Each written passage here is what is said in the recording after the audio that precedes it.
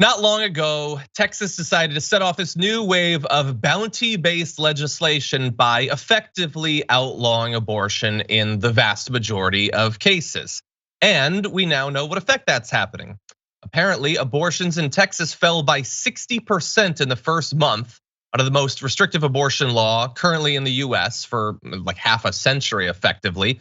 You can see here those numbers. So you can see that on average, something like 4,500 to 5,500 abortions were being had per month. That dropped down to a little bit over 2,000, actually about 2,200 being reported in September. And so I know many conservatives will be watching this and thinking, yes, we did it. Those damn women can't exercise their rights anymore, so we stopped the abortions. No, not really, not really. They didn't happen in Texas, and some, I'm sure, didn't happen. For people who didn't have the resources, as we'll get into, it didn't happen. The abortions happened though, they did, just not there. So if you talk to neighboring states, foundations that still provide those services, you find out things like this. Trust Women Foundation, which is clinics in Oklahoma City and Wichita, Kansas, has seen an increase in the number of women coming in. Co-executive director of it said that since its Oklahoma City clinic has filled up with patients from Texas, its Wichita clinic is now seeing more Oklahomans. So I guess we're just bumping state by state people further and further away. Shanta James Boyd said, our clinic director just stated that the majority of patients are coming from Texas. So that means that patients that are needing services in Oklahoma have nowhere to go. Comms director said their Oklahoma City clinic normally would see 15 to 20 women from Texas a week. That's now up to 60. Planned Parenthood of the Great Plains says that they've seen an increase. And you see this in the Planned Parenthood Rocky Mountains, it's gone up. And so the abortions are still happening. People are just having to drive farther or fly to get them done. This is a where do you start story. You can start at the statistics where, as you said, the abortions are still happening. People are still they're going out of state to make this happen. And this is the result of so many horrible decisions by individual voters, by the Supreme Court. But I think the place where it always comes back to for me is the idea, like the framework of this legislation, which is bonkers. This new fad law framework of allowing people who are not involved in this whatsoever to become freaking Karens and just call and tattle on people who are making the hardest decision of their life or the easiest decision of their life or a middle of the road decision in their life, but definitely a decision in their lives. And in this crazy way, there is precedent, there is Roe versus Wade. It is enshrined in legislative precedent, in judicial precedent. But they came up with this insane way so you could sue for damages as a result of something you were not remotely involved in is so outside how law works that it itself is insane. But more insane is the fact that the Supreme Court's like, well, until we decide on whether it's okay to essentially like do the craziest thing ever in the history of American politics, we're just gonna let it go. We're gonna let it go. Yeah, and they're doing that because out of respect for the new novel mechanism of law, not because they like the effects they think will come from it. Yeah, you're totally right.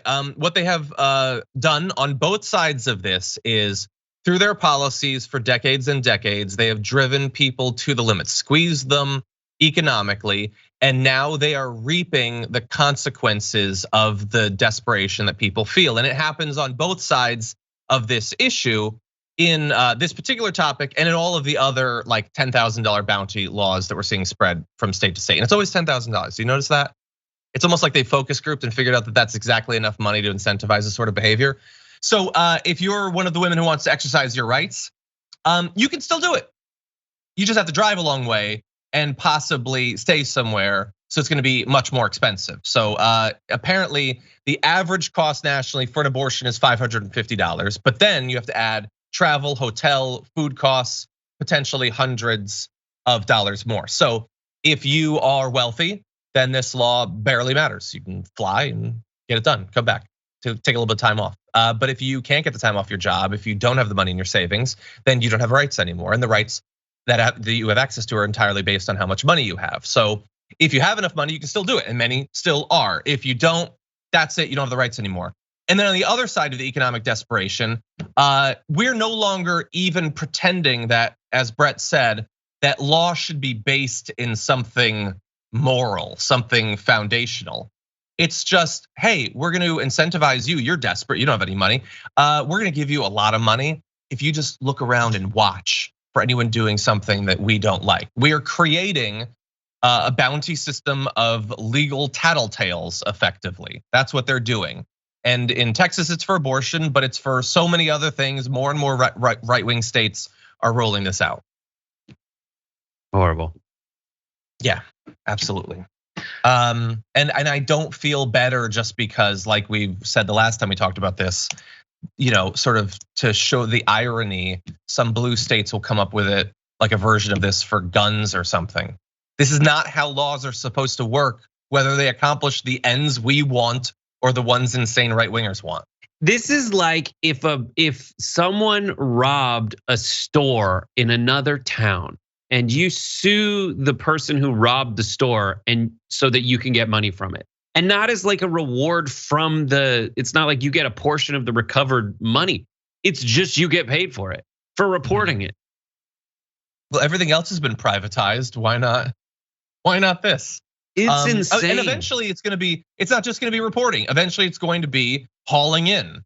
Capture them, haul them in. If you believe that they've done something wrong, we'll pay you for that. Which is like a Second Amendment wet dream to keep it in like the sexualization of it. It's just, it is what they long for. It's these bored crusaders. It's these bored crusaders. There's so much to fight for.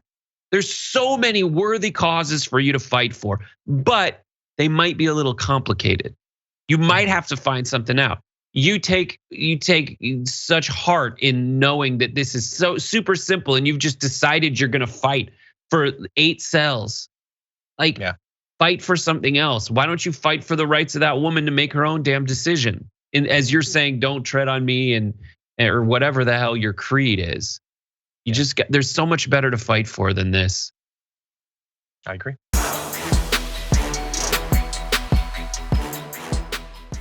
Check out the Damage Report podcast each day, wherever you get your podcasts, whether Pocket Casts or Stitcher or iTunes. You can join me as I give you the news and stories you want, with a range of co-hosts and interview guests jumping in on the fun each day. Again, that's the Damage Report, wherever you get your podcasts. And if you get them at iTunes, don't forget to rate and review. Sometimes I'll read them live on the show.